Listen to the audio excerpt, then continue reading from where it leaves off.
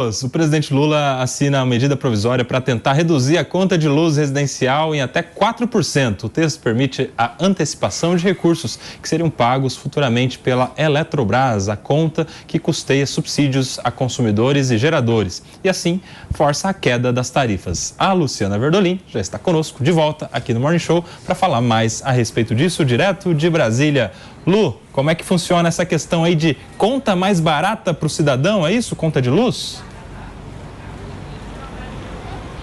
A expectativa, pelo menos, é essa, né? Que a redução chegue de 3,5% a 5%, segundo o ministro de Minas e Energia, Alexandre Silveira.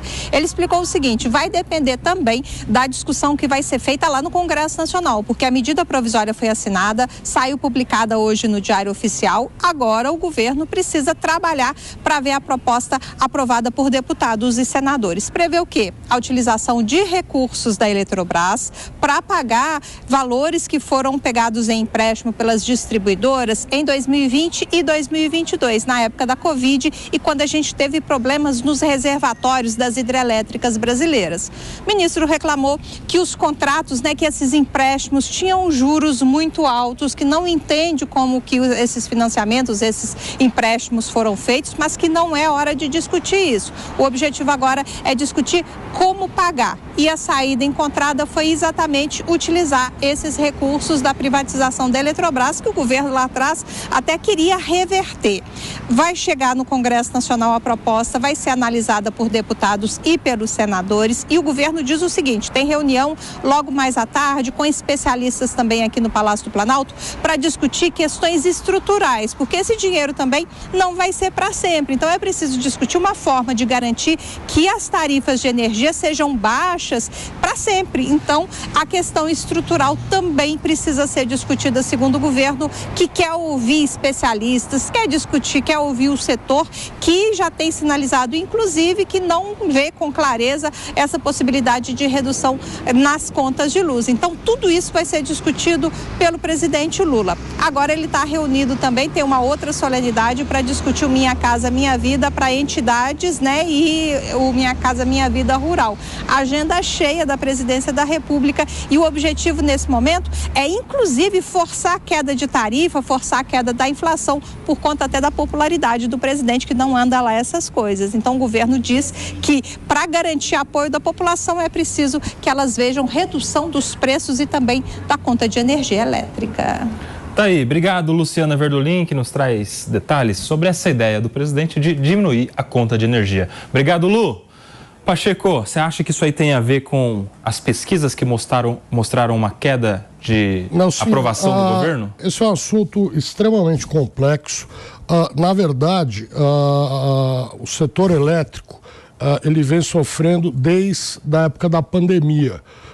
Porque as tarifas de energia elétrica elas aumentaram porque houve um prejuízo nas empresas do setor elétrico por conta de um consumo menor durante a pandemia. Então as tarifas aumentaram para reequilibrar as contas. O que eles estão fazendo agora é diminuir, é voltar atrás, diminuir essas tarifas, mas isso pode vir a ter sim um impacto no futuro, O que, na verdade, quer dizer, você cria um aumento para cobrir um impacto, aí você diminui de novo e aí você vai ter um impacto lá na frente, ou seja, você está sempre pedalando, como disse o Mano. Agora, é evidente que o setor elétrico ele influencia em todos os outros setores, porque a indústria depende de energia elétrica, o comércio depende de energia elétrica, a prestação de serviços depende de energia elétrica. Então a tendência é que, caindo o preço do serviço de energia elétrica, caiam outros preços e você tenha uma diminuição de inflação. Isso gera um bem para o país e, claro, se reflete na popularidade do governante, Então, acho que o governo, ele, nesse sentido, acerta de dois lados, para retomar o rumo da confiabilidade do brasileiro no governo federal e também para, de outro lado, chegarmos a um número de inflação mais baixo, a inflação está contida, mas você tendo também uma inflação mais baixa, você tem um aquecimento na economia, você tem geração de empregos, você tem diminuição dos juros. Então, quer dizer, o setor elétrico ele é muito importante, ele é uma matriz muito importante que reflete em todos os outros setores da economia. Interessante isso que o Pacheco fala, Telhada, que para o cidadão, trabalhador, cara que pega ônibus de manhã, ele chega em casa, ele só quer uma jantinha ali, dormir, descansar, ele começa a ver na conta de energia o preço mais barato. Então, de alguma maneira, se o governo conseguir capitalizar politicamente, puxar para si este mérito, o governo abaixou minha conta de luz. Por outro lado, além disso, também começa a baixar a conta de luz de todos os outros setores, industriais, dos serviços e do comércio, enfim, e os produtos também começam a ficar mais baratos, ou seja, um pouco mais na frente, a inflação também melhora. Você acha que é um acerto do governo pensar nisso e vai fazer diferença na aprovação ou não do governo isso? Eu diria o seguinte, sinto o cheiro de populismo no ar, golpe, na verdade é areia nos olhos da população. Isso é uma tentativa clara de recuperar as pesquisas que o governo Lula vem precipício abaixo, vem decaindo a opinião pública, né? E porque a gente sabe que o governo federal tem uma sanha arrecadatória. Então, agora, essa medida provisória, até na própria entrevista falou que ainda vai se estudar como que vai ser a efetividade disso, como que vai ser a continuidade dessa diminuição da conta. Ou seja, não se sabe como que vai fazer ou como que de fato vai ser efetivo, como que esse dinheiro da população vai abastecer e vai criar um suporte para que tenha uma continuidade, uma percepção no bolso da população.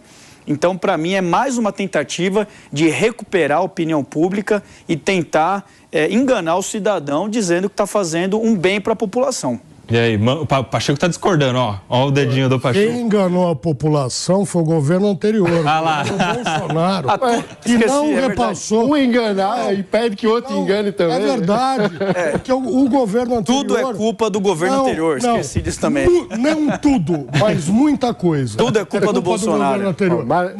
E nada, assim também, tudo é culpa do Lula, né? Qualquer coisa é culpa do Lula ou do governo atual. Ele é o presidente. A verdade é a seguinte, a verdade é a seguinte, é que está se corrigindo um erro do governo anterior que, por populismo do seu Jair Bolsonaro, não aumentou a conta de luz quando deveria ter aumentado por conta dos prejuízos causados na época da Covid. Aí o governo atual teve que aumentar para cobrir o déficit deixado pelo Bolsonaro. E agora o governo está corrigindo o rumo e abaixando. Vamos lá. Espera só um pouquinho.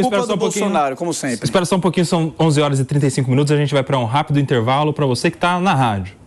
Por aqui, quem é que quer falar? Mano, eu quero. Agora, eu não falei ainda. Eu quero só antes dizer que nem tudo é culpa do Bolsonaro, nem tudo é culpa do Lula. Mas grande parte da culpa das situações que nós vivemos hoje, elas não foram geradas hoje, nem há um mês atrás. Elas foram geradas em 4 anos de desgoverno. Alguns em 10 anos. Porque, veja, a bagunça no setor elétrico brasileiro vem do governo Dilma, que numa canetada na MP bagunçou o setor inteiro. Um abraço e um beijo pra você. Pra você, mano. O setor elétrico nunca se recuperou e tem vivido uma grande bagunça regulatória. Hoje, o Tribunal de Contas se mete na regulação do setor elétrico. Hoje, a agência reguladora não faz o seu papel e nós tivemos, inclusive no processo de privatização da Eletrobras, muitos jabutis colocados na conta e subsídios que são renovados que já perderam o sentido. Subsídios, por exemplo,